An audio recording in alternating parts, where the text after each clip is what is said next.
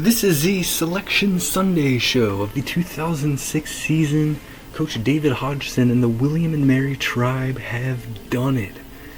William and Mary making history here in the 2006 season, coming from out of nowhere and making an incredible run here after an 0-2 start to the season.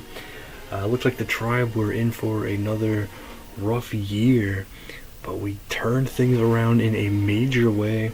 After the 0-2 start, we win 24 of our next 27 games. Finished the regular season on top of the Colonial Athletic Conference, winning the regular season championship in the Colonial. Absolutely no one saw that coming, and entered the tournament as the number 1 seed. We entered the tournament on the bubble, knowing we needed to win at least the first game. We felt very confident we had to beat Delaware to have a chance at the NCAA tournament. And the Blue Hens, they certainly had our backs up against the wall. We were trailing by double digits in the game, trailing at halftime, able to fight back, and it was just neck and neck towards the end.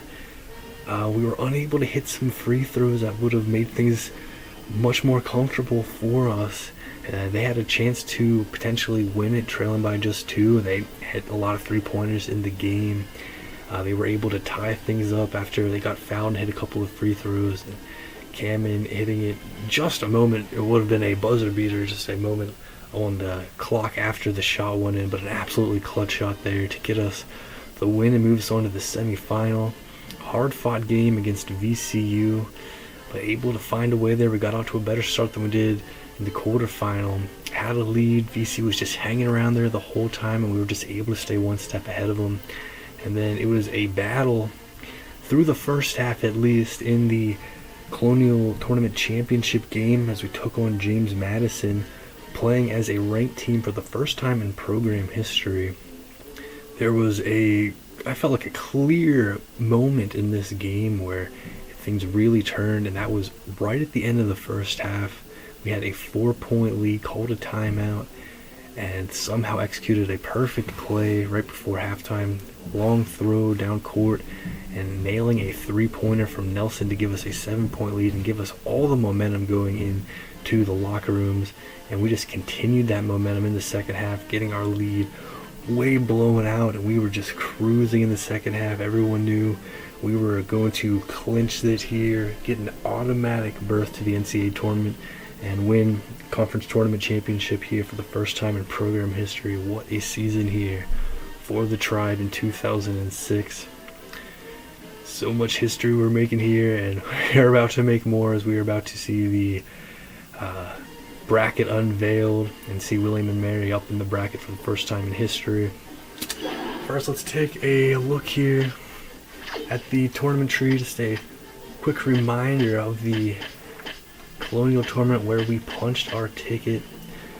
A quick rundown here. Opening round, Delaware gets past Northeastern by 12. Northeastern was in the top 10 nationally earlier in the season. They really fell down in the second half of the year. Delaware takes them out in the first round. Towson, a surprising victory over Drexel, winning it by 4. George Mason, a nail-biter, 1-point win over Georgia State. And UNC Wilmington cruising over the defending regular season and tournament champions Old Dominion, knocked out in the first round. UNC Wilmington moves on to the quarterfinals, but they were taken down there. James Madison cruising past them, winning it by 30 points, blowing them out on the way to the semifinal. James Madison goes. Hofstra, no real problem with George Mason getting a solid victory there, 77-53. VCU blowing out Towson, 87-53. They moved on to the semifinals, and we had that absolute nail-biting game against Delaware, 75-73, to move us on to the semis. And hard-fought game, able to take down VCU, 58-49, to move to the championship. James Madison cruising over Hofstra, able to win that one by 16, not sweating there, and set up a championship game between William and Mary and James Madison. Very hard-fought game in the first half, and then we just got on a run, that huge shot at the very end of the first half, and then just continued the momentum in the second half, able to win it. Final score 83-56, dominant win And that is how the William and Mary Tribe punched their first ever ticket to the NCAA tournament in program history. Now it is time to watch the Selection Sunday show and see the bracket revealed. Let's go. Come on. Here we go.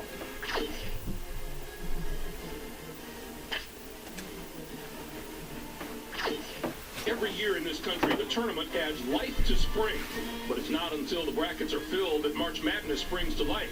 The map of the madness, the brackets, are only moments away from bringing the tournament to life. Good evening, everyone. I'm Greg Gumbel. Welcome to the NCAA Championship Basketball Selection Show. I'm joined here at the anchor desk by my partner, Clark Kellogg. All right, get your pencils and your brackets ready. We're ready to bring you the exclusive live announcement of the seedings and the pairings for this tournament. First, some background details. Of the 65 available tournament bids, 31 are automatically given to conference champions. There are 34 at-large bids. An opening round game will be on Tuesday night to narrow the field to 64 teams. Before we get to the unveiling of this year's brackets, let's take a look at the final top 25 media poll of the season. The rankings have undergone a few changes since last week. One team took a big tumble in the poll. The Maryland Terrapins fell all the way from the number 12 spot to number 18. They're going to have to forget about their recent troubles and get their act together going into the tournament. Also, a new team has broken into the top 25. The Michigan State Spartans return to the poll as the number 19 team. And there you have it, the final top 25 poll of the season.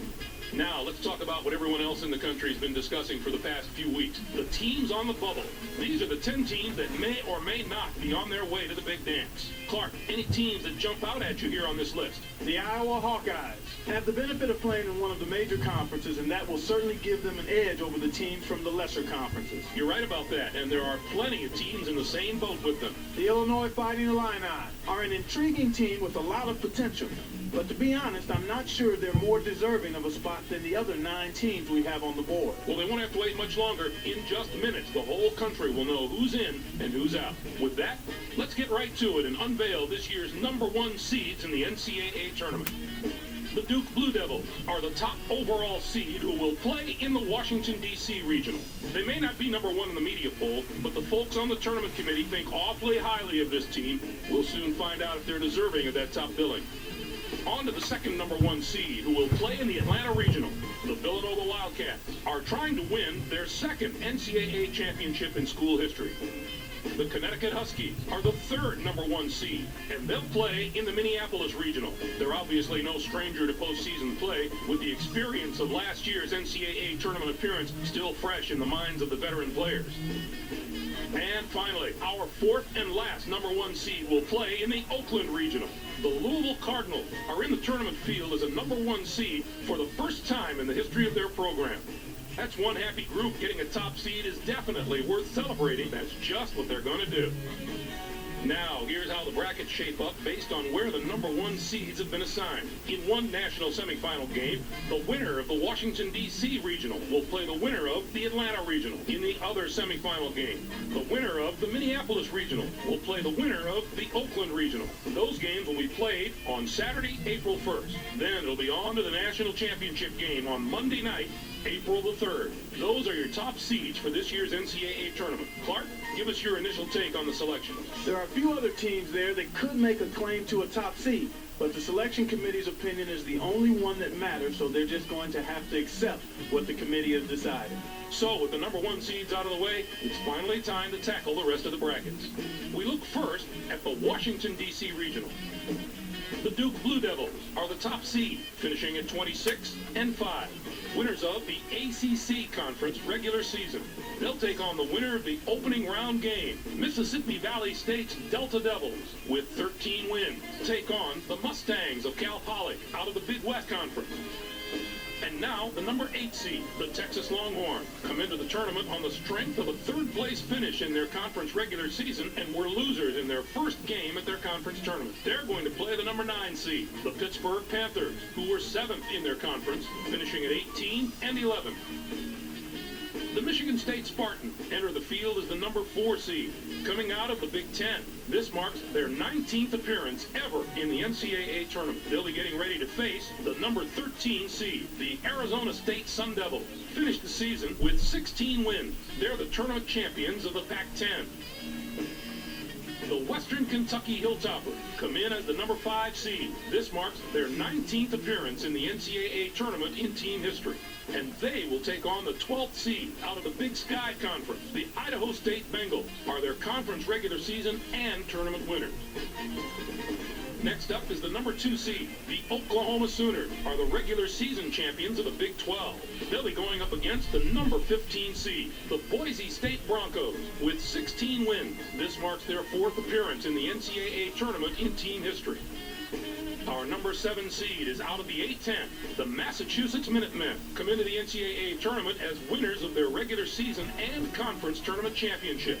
They are going to play the number 10 seed, the USC Trojans, who were regular season champions in their conference, finishing at 20-10. And now the number 3 seed, the Indiana Hoosiers, come into the tournament after finishing 2nd in their conference during the regular season and finished 2nd in their conference tournament. They're on their feet back on campus as their spot in the brackets is unveiled. Get a look at that celebration. The Furman Paladins come in to face them at number 14 with 16 wins and a Southern Conference tournament championship behind them. The Tribe let's go. are in as the number 6 seed. They'll be taking on the number 11 seed. The Arkansas Razorbacks come in as an at-large bid out of the SEC. First thing that comes to mind when I look at this bracket is that if the top 2 seeds advance to the Elite 8, we could have an absolute whale of a regional final. That could be the game of the tournament right there. Anything special that jumps out at you in that bracket? The Duke Blue Devils have been here before and know how to win in the tournament, so they have a very good chance to go a long way. The memory of their last trip to the Final Four is still fresh in their minds, and you can't put a price on that kind of experience, even for the guys who were just watching from the bench last time around. I think that gives them a huge edge. Next up, we'll take a look at the Atlanta Regional. The Villanova Wildcats are the top seed, finishing at 26-4. Winners of the Big East Conference Tournament. They'll take on the Delaware State Hornets, the number 16 ranked team. This marks their first appearance in the NCAA tournament in school history. And now, the number 8 seed, the DePaul Blue Demons, come into the tournament on the strength of an 8th place finish in their conference regular season and were quarterfinalists in their conference tournament.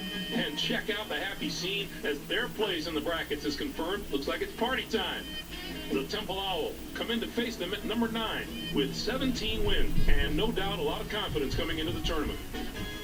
The Xavier Musketeers come in as the number 4 seed. This marks their 16th appearance in the NCAA tournament in the history of their school. And they'll take on the 13th seed out of the MAC. The Akron Zips are their conference tournament winners. Now they'll try to win another tournament, only this one has a field of 64. The George Washington Colonials enter the field as the number 5 seed. Coming out of the A-10, this will be their 8th appearance ever in the NCAA tournament. They'll be getting ready to face the number 12 seed, the Butler Bulldogs. Finished the season with 17 wins. They're the regular season and tournament champions of the Horizon League. Our number 2 seed is out of the SEC. The Kentucky Wildcats were rewarded for their outstanding play this season with an at-large bid and a ticket to the big dance. They're going to play the number 15 seed, the East Tennessee State Buccaneers, who came in first in their conference tournament, finishing at 16-14.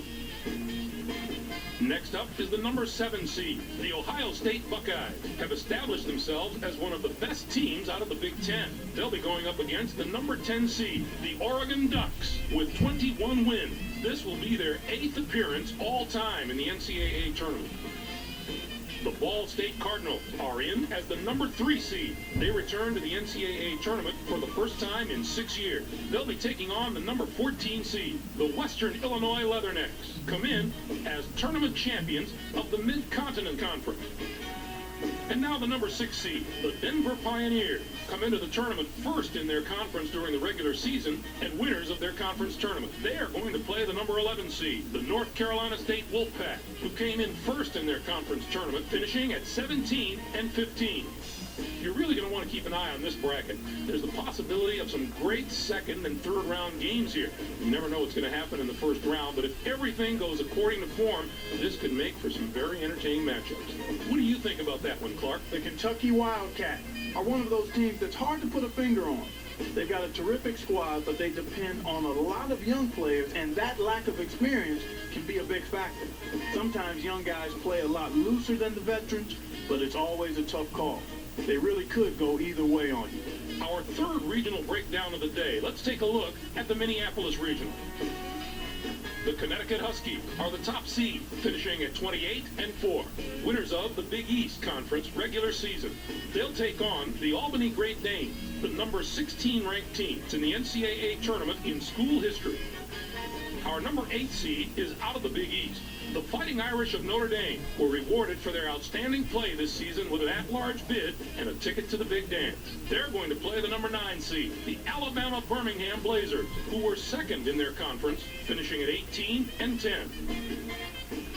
The Maryland Terrapins enter the field as the number 4 seed, coming out of the ACC. This is their 21st appearance ever in the NCAA tournament. They'll be getting ready to face the number 13 seed, the Terriers of St. Francis.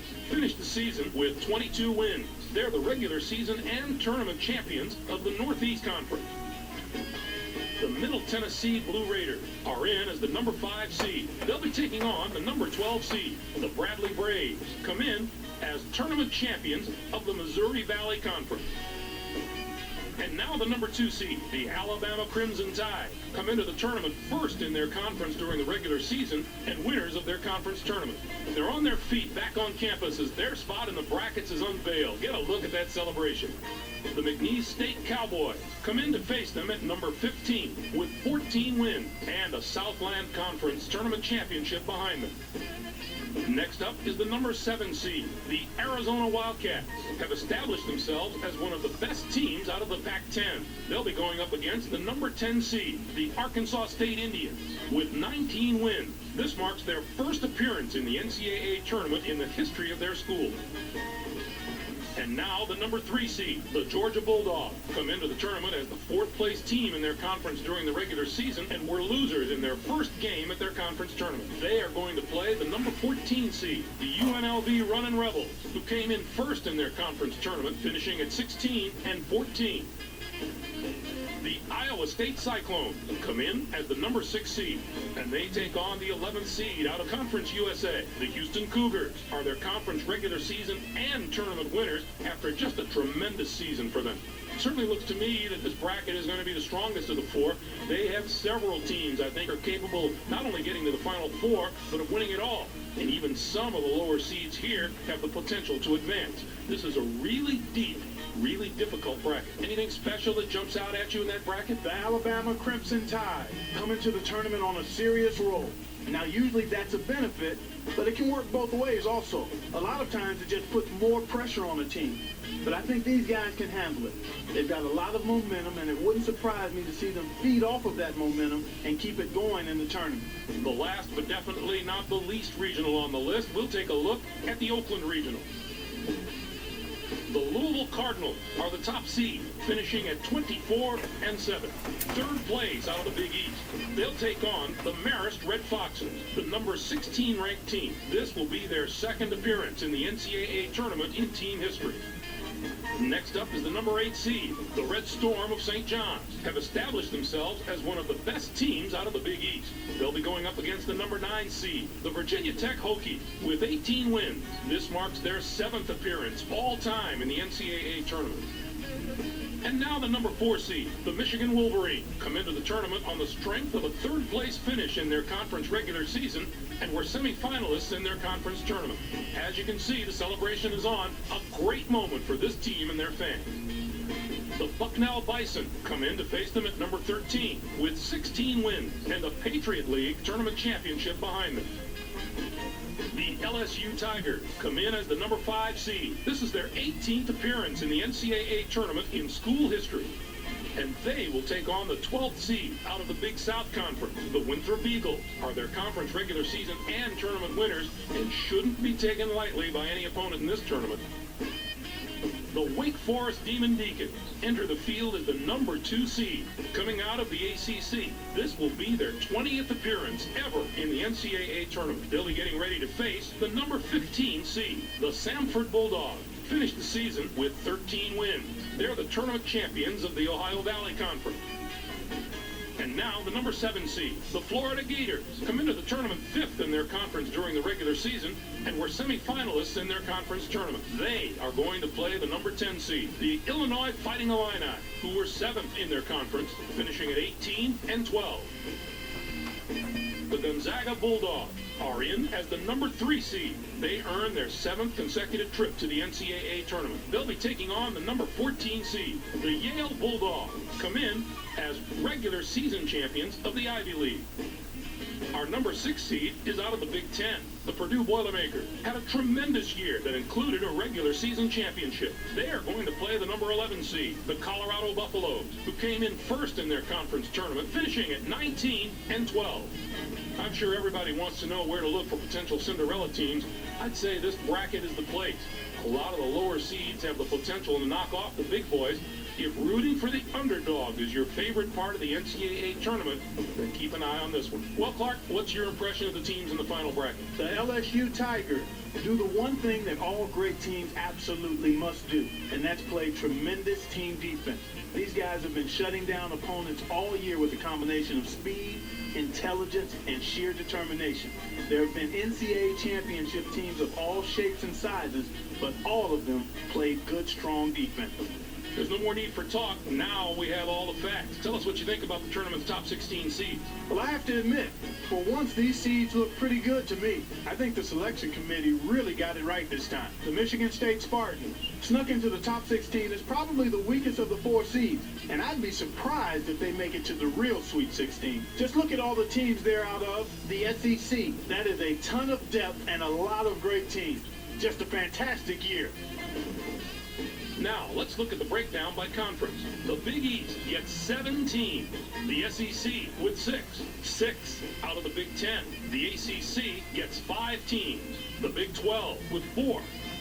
4 out of the Pac-10. What a tremendous year for teams out of the Sun Belt Conference. They got the most bids of any mid-major, and if they keep this up, we might remove that mid and call them a major conference pretty soon. What a shame there are so few small conference schools in the tournament. The most any of those conferences got in was 1 team. It's really hard to believe. I can't believe there's only 1 team out of the Mountain West Conference. What a disappointing year for that conference. The balance of power is cyclical. It shifts amongst the major conferences, and they better hope it's going to swing back in their favor soon.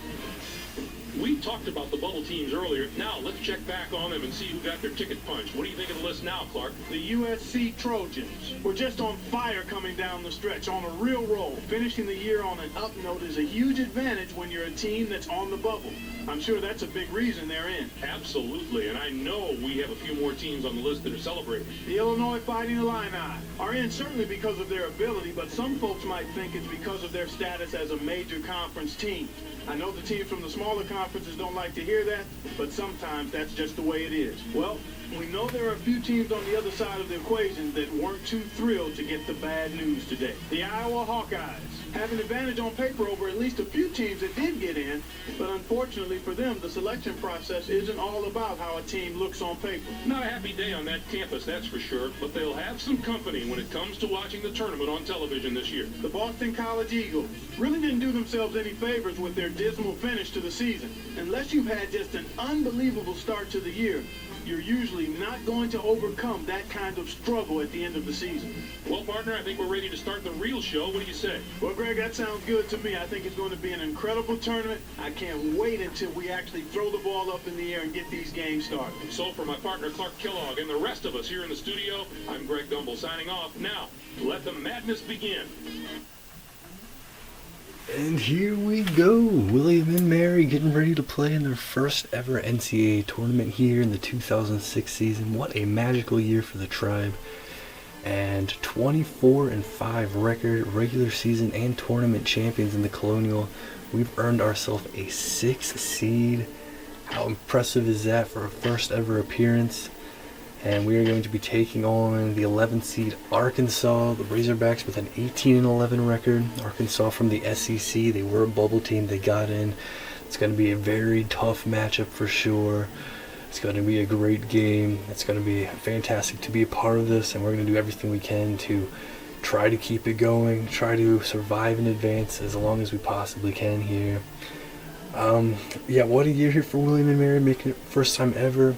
Also, St. Francis of New York, another original Division I team making it for the first time ever.